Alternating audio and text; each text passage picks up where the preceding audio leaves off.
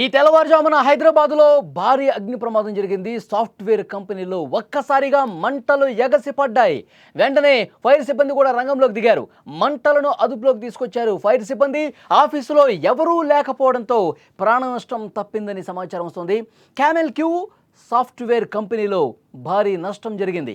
AC short circuit జరగటం వల్లే ఈ ప్రమాదానికి కారణంగా ప్రాథమికంగా అనుమానిస్తున్నారు. హైదరాబాద్ భాగ్యనగరంలో మరొకసారి అగ్ని ప్రమాదం కలకలం సృష్టించింది.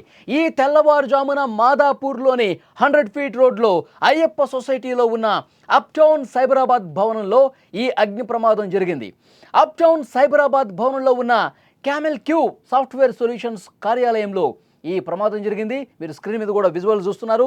ఇది ఐటీ కారిడార్కి మధ్యలో ఉండటంతో చుట్టుపక్కల ఉన్న వాళ్ళకి భయాందోళన కలిగించింది.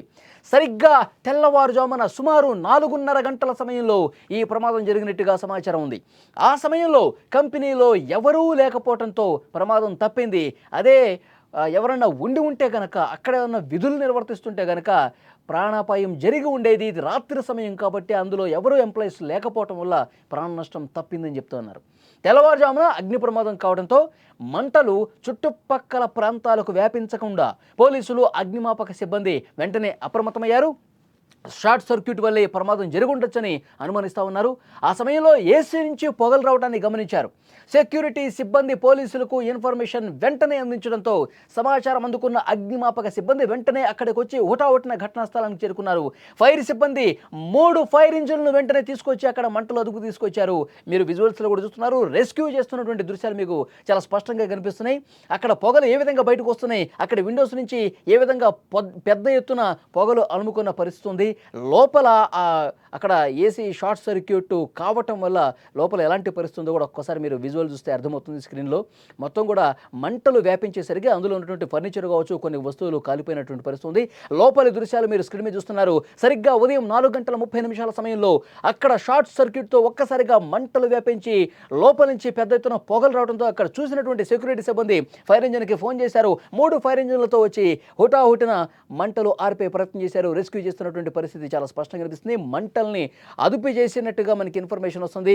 మీరు విజువల్స్లో లోపలి దృశ్యాలు కూడా చూస్తున్నారు.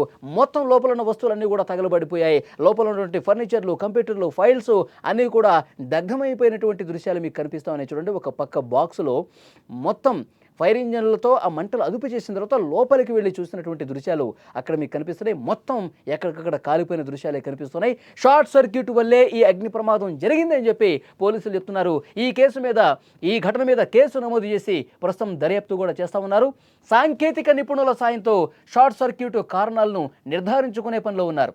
ఐటీ కంపెనీలో జరిగిన ఈ ఘటనతో మాదాపూర్ ఏరియాలో కొంత ఉద్రిక్త పరిస్థితి ఏర్పడింది. ఎందుకంటే పెద్ద ఎత్తున పొగలు అలుముకుంటున్న నేపథ్యంలో పక్క బిల్డింగ్స్కి ఏమన్నా మంటలు అంటుకుంటాయా, పక్కన ఉంటే కార్యాలయాలు కూడా ఏమైనా మంటలు అంటుకునే ప్రమాదం ఉందని చెప్పి కొంత భయపడిపోయారు. వెంటనే అక్కడున్న స్థానికులు బయటకు వచ్చేసారు, రోడ్ల మీదకి వచ్చారు. ఈ సమాచారాన్ని వెంటనే అక్కడ పోలీసులకు కావచ్చు, అలాగే ఫైర్ సిబ్బందికి ఇన్ఫర్మేషన్ అందించడంతో హుటాహుటిన 3 ఫైర్ ఇంజిన్లు తీసుకొచ్చి అక్కడ మంటలు అదుపులోకి తీసుకొచ్చినటువంటి పరిస్థితి. మొత్తం 4:30కి ప్రారంభమైనటువంటి ఈ ఘటన తర్వాత 5:30 వరకు ఒక గంట సేపటి పాటు అక్కడ స్థానికుల్ని తీవ్ర కలవరపాటుకు గురి చేసినటువంటి పరిస్థితి. సో ప్రమాదాలు నివారించడానికి ప్రభుత్వం కఠినమైనటువంటి చర్యలు తీసుకోవాలని కూడా ప్రజలు కోరుతూ ఉన్నారు. ఎందుకంటే సరైనటువంటి ప్రమాణాలు పాటిస్తున్నారా లేదో కూడా ప్రతి ఒక్క బిల్డింగ్లో, ప్రతి ఒక్క కంపెనీలో చెక్ చేయాల్సినటువంటి అవసరం ఉందని చెప్తా ఉన్నారు. నగరంలో ఇలాంటి ప్రమాదాలు ఇటీవల పెరిగిపోవటం ఆందోళన కలిగిస్తోంది. గత కొద్ది నెలల్లోనే పలుచోట్ల ఘోర ప్రమాదాలు ప్రజల్ని భయపెడుతున్నాయి. ఆ మధ్యలో మనం చూసాం, చార్మినార్ దగ్గర గుల్జార్ హౌస్ వద్ద జరిగినటువంటి అగ్ని ప్రమాదం ఒక తీవ్రమైనటువంటి ఆందోళన కలిగించింది.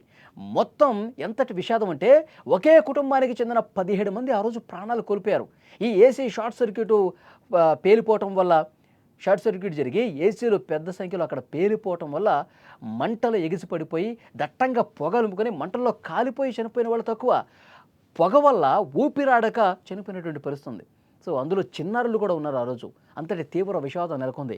ఎక్కడైనా మంటలు వచ్చినాయంటే తీవ్ర ఆందోళన, ఏం జరుగుతుంది, ఆ ప్రమాదం ఎంతటి విషాదాన్ని తీసుకొస్తుందని ఒక ఆందోళన. కాబట్టి ఎవరైనా సరే తమ బిల్డింగ్స్లో ఈ అగ్నిమాపక నిరోధానికి సంబంధించినటువంటి ఏవైతే నిబంధనలు ఉంటాయో వాటిని తూచా తప్పకుండా పాటించాల్సినటువంటి అవసరం ఉంది. అధికార యంత్రాంగం కూడా అసలు ఫైర్ సేఫ్టీ సరిగా పాటిస్తున్నారా లేదా, భవన సముదాయాల్లో సరైనటువంటి ప్రమాణాలతో భవన నిర్మాణం జరుగుతుందా, తర్వాత ఈ ఫైర్ సేఫ్టీ సరిగ్గా నిబంధనలు పాటిస్తున్నారా లేదా, ఇవన్నీ 1-2 సార్లు చెక్ చేయాల్సినటువంటి అవసరం ఉంది.